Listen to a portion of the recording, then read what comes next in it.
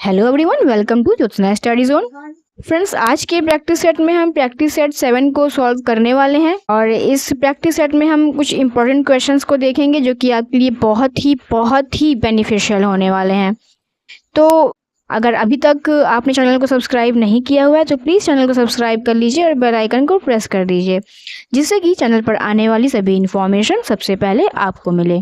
इसके साथ ही साथ आप मेरे टेलीग्राम चैनल, व्हाट्सएप चैनल और इंस्टाग्राम चैनल पर भी ज्वाइन हो सकते हैं। तो आज के प्रैक्टिस सेट में हम BPSC 4.0 NVS, EMRS, KVS, UGC NET जो कि दिसंबर में होने वाला है, और भी सारे एग्जामिनेशन जो कि म्यूजिक से संबंधित हैं, ये प्रैक्टिस सेट इन सभी एग्जाम को बेस रखकर बनाया गया है।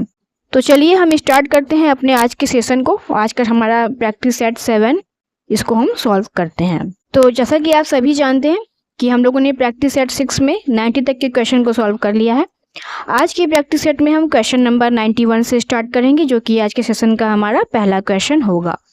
तो हमारा पहला क्वेश्चन हो रहा है, पाश्चात्य संगीत की सिंपल क्वाड्रुपल ताल किस हिंदुस्तानी ताल के समान है? एक ताल, त्रिताल, झपताल या झूमरा ताल? पाश्चात्य संगीत की सिंपल क्वाड्रुपल ताल हिंदुस्तानी किस ताल के समान है? तो ये जो पाश्चात्य संगीत की सिंपल क्वाड्रुपल ताल जो है वो हिंदुस्तानी ताल त्रिताल के समान है।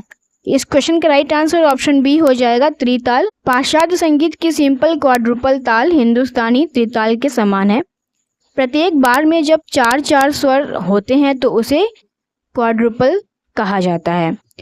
और वहीं अगर त्रिताल की बात करें तो ये जो है 16 मात्रे की ताल होती है। तो इस प्रकार इस क्वेश्चन का राइट आंसर जो है ऑप्शन बी हो जाएगा, त्रिताल। अब आप अगर समझना चाहते हैं कि ये सिंपल क्वाड्रुपल ताल क्या है पाश्चात्य संगीत की, तो इस पर मैंने डिटेल वीडियो बनाया हुआ है, उसे आप देख सकते हैं। इसका लिंक मैं वीडियो को डिस्क्रिप्शन बॉक्स में दे दूंगी, आप वहाँ से जाके उन क्लासेस को देख सकते हैं। चलिए हम चलते हैं नेक्स्ट क्वेश्चन पे। निम्नलिखित में कौन सी जोड़ी सही नहीं है? ग्वालियर बालकृष्ण बुआ, दिल्ली रोशन आरा बेगम, जयपुर मल्लिका अर्जुन मंसूर या आगरा विलायत हुसैन? यहाँ पर घराने दिए हुए हैं और यहाँ पर इनसे संबंधित कलाकार दिए हुए हैं, संगीतज्ञ दिए हुए हैं। तो आपको बताना है कि इसमें से वो कौन सी जोड़ी है जो सही नहीं है। तो इसका राइट आंसर हो जाएगा ऑप्शन सी। ये ऑप्शन कुछ गलत है, इसको आप लोग देख लीजिएगा। ये बी हो जाएगा, ये सी हो जाएगा और ये डी हो जाएगा। तो इसका राइट आंसर हो जाएगा option C, Jaipur. Sorry, option B इसका राइट आंसर हो जाएगा। दिल्ली से रोशन आरा बेगम नहीं संबंधित हैं, इसलिए ये जोड़ी सही नहीं है। रोशन आरा बेगम दिल्ली घराने से संबंधित नहीं है, बल्कि यह किराना घराने से संबंधित है। किराना घराना के जो अन्य कलाकार हैं वो इस प्रकार हैं, उस्ताद अब्दुल करीम खां, सवाई गंधर्व, सुरेश बाबू, गंगूबाई हंगल, उस्ताद रजब अली, उस्ताद आमिर खां, हीराबाई बड़ौदकर, पंडित भीमसेन जोशी। ये सारे ही जो हमारे कलाकार हैं वो सभी किराना घराने से संबंधित हैं। तो इस प्रकार अगर हम देखते हैं तो हमारा ऑप्शन जो बी है वो राइट नहीं है, सही जोड़ी नहीं है। बाकी ग्वालियर से बालकृष्ण बुआ संबंधित हैं, जयपुर घराने से मल्लिका अर्जुन मंसूर संबंधित हैं, आगरा घराने से विलायत हुसैन खां संबंधित हैं, लेकिन दिल्ली घराने से रोशन आरा बेगम संबंधित नहीं है, बल्कि इनका संबंध किससे है? किराना घराने से है। ठीक है, तो इसलिए इस क्वेश्चन का राइट आंसर ऑप्शन बी हो जाएगा। नेक्स्ट क्वेश्चन है, हिंदुस्तानी संगीत में काफी थाट जन्य रागों को कितने रागांगों के अंतर्गत विभाजित किया गया है? 4, 3, 5 या 2? इसका राइट आंसर क्या हो जाएगा? हिंदुस्तानी संगीत में काफी थाट जन्य रागों को 5 भागों में विभाजित किया गया है, इसलिए इसका राइट आंसर क्या हो जाएगा? ऑप्शन सी, 5।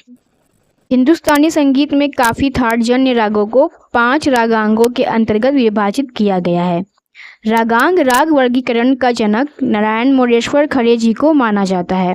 रागांग का अर्थ होता है ऐसा स्वर समूह जो किसी राग को विशेषता प्रदान करता है। ऐसा स्वर समूह जो किसी राग को विशेषता प्रदान करता है। रागांग की कुल संख्या कितनी होती है? रागांग की कुल संख्या 30 मानी गई है। तो इस प्रकार इस क्वेश्चन का राइट आंसर ऑप्शन सी हो जाएगा 5। नेक्स्ट क्वेश्चन है, निम्नलिखित में तोड़ी थाट के राग कौन से हैं? बिलास खानी तोड़ी, गुर्जरी तोड़ी, मियाँ की तोड़ी या भोपाल तोड़ी? इस क्वेश्चन का राइट आंसर क्या हो जाएगा? तो इनमें से जो तोड़ी थाट के राग हैं वो है गुर्जरी तोड़ी और मियाँ की तोड़ी। इस प्रकार इस क्वेश्चन का राइट आंसर ऑप्शन डी हो जाएगा, ऑप्शन बी और ऑप्शन सी। मियाँ की तोड़ी और गुर्जरी तोड़ी दोनों राग तोड़ी थाट के राग हैं। मियाँ की तोड़ी और गुर्जरी तोड़ी ये दोनों ही राग की जाति जो है शाडव शाडव होती है। वादी स्वर कोमल धैवत और संवादी स्वर कोमल ऋषभ होता है। इसके आरोह तथा अवरोह में पंचम स्वर वर्जित होता है। इसके न्यास के स्वर होते हैं कोमल धा और कोमल रे। गायन का समय हो जाता है इन दोनों का ही दिन का दूसरा प्रहर। इसका संप्रकृति राग तोड़ी राग है। तो इस प्रकार इस क्वेश्चन का राइट आंसर ऑप्शन डी हो जाएगा, मियाँ की तोड़ी एंड गुर्जरी तोड़ी। नेक्स्ट क्वेश्चन है, अपार स्थायी संचार से क्या अभिप्राय है? स्थायी तथा अंतरा, प्रतिध्वनि, देसी संगीत या गायक के गुण? तो इसका आपको आंसर बताना है कि अपार स्थायी संचार से क्या अभिप्राय होता है। इस क्वेश्चन का राइट आंसर हो जाएगा ऑप्शन डी, गायक का गुण। अपार स्थायी संचार से अभिप्राय होता है गायक के गुण से। इस प्रकार इस क्वेश्चन का राइट आंसर ऑप्शन डी हो जाएगा। नेक्स्ट क्वेश्चन है, निम्न में से कौन सा राग बिलावल थाट से है? केदार, बिहाग, भोपाली या रामकली? इस क्वेश्चन का राइट आंसर हो जाएगा ऑप्शन बी, बिहाग। बिहाग राग जो है वो बिलावल थाट से संबंधित है, बिलावल थाट का राग होता है। बिहाग बिलावल थाट का राग है। इसकी जाति औड़व संपूर्ण होती है। वादी स्वर गंधार होता है, संवादी स्वर निषाद होता है। इसका न्यास के स्वर जो होता है वो ग पा नी यानी गंधार, पंचम और निषाद होता है। गायन का समय जो है रात्रि का दूसरा प्रहर होता है। तो इस प्रकार इस क्वेश्चन का राइट आंसर ऑप्शन बी हो जाएगा, बिहाग। वहीं अगर हम केदार, भोपाली और रामकली की बात करें तो ये इनके थाट कौन से, ये किस थाट के राग हैं? केदार जो है हमारा कल्याण थाट का राग हो जाता है, कल्याण थाट का। भोपाली भी कल्याण थाट का राग हो जाता है और रामकली जो है वो भैरव थाट का राग हो जाता है। ठीक है, तो इस प्रकार इस क्वेश्चन का राइट आंसर ऑप्शन बी हो जाएगा, बिहाग। नेक्स्ट क्वेश्चन है, मत्त कोकिला वीणा में तारों की संख्या कितनी थी? 7, 9, 20 या 21? मत्त कोकिला वीणा में तारों की जो संख्या थी वो थी 21। इस क्वेश्चन का राइट आंसर ऑप्शन डी हो जाएगा, 21। मत्त कोकिला वीणा में तारों की संख्या 21 मानी गई है। मत्त कोकिला वीणा का सर्वप्रथम उल्लेख संगीत रत्नाकर में प्राप्त होता है। इस वीणा को महती वीणा के नाम से भी जाना जाता है। किस नाम से? महती वीणा के नाम से। ये बात आप लोग ध्यान दीजिएगा, इसको नोट कर लीजिए अपनी नोटबुक में कि संगीत रत्नाकर में मत्त कोकिला वीणा का सर्वप्रथम उल्लेख किया गया है और मत्त कोकिला वीणा को अन्य नाम महती वीणा के नाम से भी जाना जाता है। इस प्रकार इस वीणा में 21 तंत्रियां होती थीं तथा नकुल, त्रितंत्री, चित्रा, विपंची, इसको ध्यान रखिएगा ये विपंची वीणा है। विपंची वीणाओं में इसका मुख्य स्थान होता था। तो इस प्रकार इस क्वेश्चन का राइट आंसर ऑप्शन डी हो जाएगा, 21। फ्रेंड्स, आपको आज के प्रैक्टिस सेट के क्वेश्चंस कैसे लग रहे हैं हमें कमेंट बॉक्स में ज़रूर से बताइएगा। और अगर आपको ये प्रैक्टिस सेट अच्छा लग रहा हो तो प्लीज़ इस क्लास को लाइक ज़रूर कीजिएगा और इसे अपने दोस्तों में शेयर ज़रूर से कर दीजिएगा। चलिए हम आगे बढ़ते हैं अपने नेक्स्ट क्वेश्चन पे। नेक्स्ट क्वेश्चन है, मियाँ अचपल किस घराने के संस्थापक माने जाते हैं? दिल्ली घराना, जयपुर घराना, भिंडी बाजार घराना या मेवाती घराना? ये मेवाती है, इसे ध्यान रखिए। तो मियाँ अचपल जी जो हैं वो दिल्ली घराना के संस्थापक माने जाते हैं। इस क्वेश्चन का राइट आंसर ऑप्शन ए हो जाएगा, दिल्ली घराना। मियाँ अचपल को दिल्ली घराने का संस्थापक माना जाता है। मियाँ अचपल का मूल नाम गुलाम हुसैन है, मतलब कि गुलाम हुसैन जी जो हैं इन्हीं का उपनाम है मियाँ अचपल। ठीक है, ये आप लोग बात ध्यान रखिएगा कि ये क्वेश्चन एग्जाम में जरूर से आता है कि गुलाम हुसैन जी का उपनाम क्या है। तो गुलाम हुसैन जी का उपनाम मियाँ अचपल है और मियाँ अचपल को ही जो है गुलाम हुसैन माना जाता है। ठीक है, तो इनका विकास मुगल दरबार में हुआ। दिल्ली घराने का संबंध मुख्य रूप से सारंगियों से होने के कारण इसमें सूत, मीड, गमक, लहक आदि का काम विशेष रूप से विलंबित लय में होता है।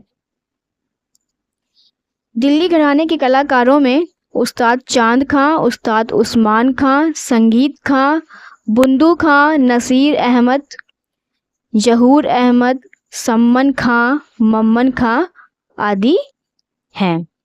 तो इस प्रकार इस क्वेश्चन का राइट आंसर ऑप्शन ए हो जाएगा, मियाँ अचपल। नेक्स्ट क्वेश्चन है, फकीर उल्ला द्वारा लिखित राग दर्पण किस ग्रंथ का फारसी अनुवाद है? मान कौतूहल, राग तरंगिणी, बृहददेशी या राग विबोध? ये ध्यान रखिए, ये राग विबोध है। ठीक है, राग विबोध। तो फकीर उल्ला द्वारा लिखित राग दर्पण ग्रंथ जो है वो मान कौतूहल ग्रंथ का फारसी अनुवाद है। इस क्वेश्चन का राइट आंसर ऑप्शन ए हो जाएगा, मान कौतूहल। फकीर उल्ला द्वारा लिखित राग दर्पण ग्रंथ का फारसी अनुवाद मान कौतूहल को माना गया है। मान कौतूहल ग्रंथ की रचना मान सिंह तोमर जी ने की थी। इस ग्रंथ में अनेक रागों को लिपिबद्ध करके लिखा गया है। इसमें ध्रुपद गीतों का प्रचार भी राजा मान सिंह जी ने किया है तथा प्राचीन शास्त्रीय परंपरा को नष्ट नहीं होने दिया है। तो इस प्रकार अगर हम देखें तो इस क्वेश्चन का राइट आंसर ऑप्शन ए हो जाएगा, मान कौतूहल। नगमत-ए आसफ़ी मूल ग्रंथ किस भाषा में लिखा गया है? हिंदी, संस्कृत, अरबी या फारसी? नगमत-ए आसफ़ी मूल ग्रंथ जो है वो फारसी भाषा में लिखा गया है। इस क्वेश्चन का राइट आंसर ऑप्शन डी हो जाएगा, फारसी। नगमत-ए आसफ़ी मूल ग्रंथ फारसी भाषा में लिखा गया है। इस ग्रंथ को मोहम्मद रज़ा ने 1813 ईस्वी में लिखा था। इन्होंने पूर्व प्रचलित राग रागनी पद्धति का संशोधन करके अपना एक नवीन मत चलाया, जिसमें 6 राग की 36 रागनियां मानकर उनका नए ढंग से विभाजन किया। नगमत-ए आसफ़ी ने सर्वप्रथम बिलावल थाट को शुद्ध थाट माना है। ठीक है, यहाँ पर प्रिंट की बहुत मिस्टेक है, इसको ध्यान रखिएगा। ये थाट है, यहाँ लिख देती हूँ। बिलावल को इन्होंने शुद्ध थाट माना हुआ है। तो इस प्रकार इस क्वेश्चन का राइट आंसर ऑप्शन डी हो जाएगा, फारसी। संगीत रत्नाकर के कौन से अध्याय में शारंग देव ने वाद्य संगीत का वर्णन किया है? छठे अध्याय में, तीसरे अध्याय में, चौथे अध्याय में या 7वें अध्याय में? इस क्वेश्चन का राइट आंसर हो जाएगा ऑप्शन ए, छठे अध्याय में पंडित शारंग देव जी ने वाद्य संगीत का वर्णन किया हुआ है अपने ग्रंथ संगीत रत्नाकर में। इस प्रकार इस क्वेश्चन का राइट आंसर ऑप्शन ए हो जाएगा, छठा। संगीत रत्नाकर के छठे अध्याय में वाद्य संगीत का वर्णन किया गया है। इस वाद्य अध्याय में तत्, शुशिर, घन, अवनद आदि वाद्यों का परिचय, उनकी बनावट, शैली, गुण दोष आदि का वर्णन मिलता है। इस प्रकार इस क्वेश्चन का राइट आंसर ऑप्शन ए हो जाएगा, छठा अध्याय। तार गहन शब्द निम्न में से किस वाद्य से संबंधित है? मृदंगम से, बांसुरी से, तानपुरे से या शहनाई से? इस क्वेश्चन का राइट आंसर हो जाएगा ऑप्शन सी, तानपुरा। तारगहन शब्द जो है वो तानपुरा वाद्य से संबंधित है। तारगहन शब्द तानपुरा वाद्य से संबंधित है। तानपुरा को तंबूरा भी कहते हैं। इसमें 4 तार होते हैं जो मंद्र पंचम मंद षडज में मिलाए हुए होते हैं।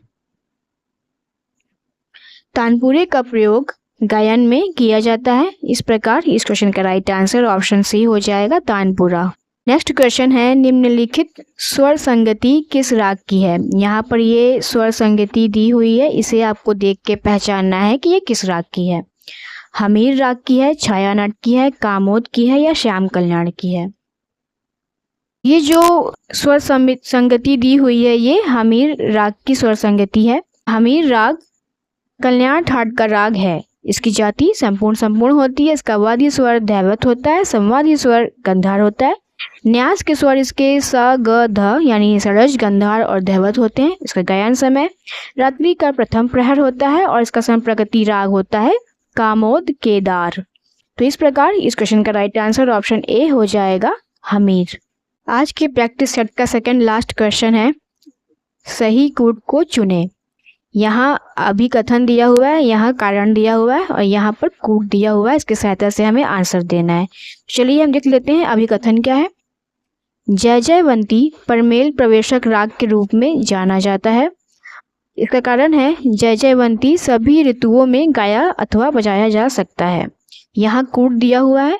ऑप्शन ए सही है, आर गलत है। ऑप्शन बी ए गलत है लेकिन आर सही है। ऑप्शन सी ए और आर दोनों सही है या फिर डी ए और आर दोनों गलत है। तो इसका जो पहला कथन है कि जय जयवंती परमेल प्रवेशक राग के रूप में जाना जाता है, तो हाँ ये बात बिल्कुल सही है।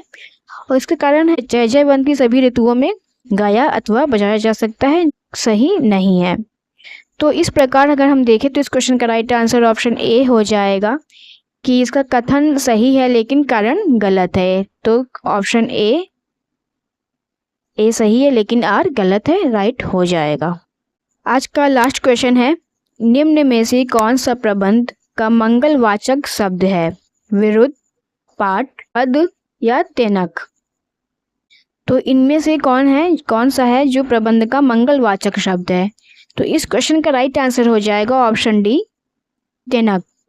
तेनक जो है वो प्रबंध का मंगलवाचक शब्द है। तो इसका राइट आंसर ऑप्शन डी हो जाएगा, तेनक। तेनक प्रबंध का मंगलवाचक शब्द है। प्राचीन समय में प्रबंध के 6 अंग माने जाते हैं, स्वर, विरुद्ध, पद, तेनक, पाठ व ताल। स्वर वह है कि स्वर के बिना प्रबंध गाया ही नहीं जा सकता है, अतः स्वर का स्थान इसमें प्रमुख माना गया है। विरुद्ध, इसमें नायक की स्तुति के लिए प्रयुक्त होते थे।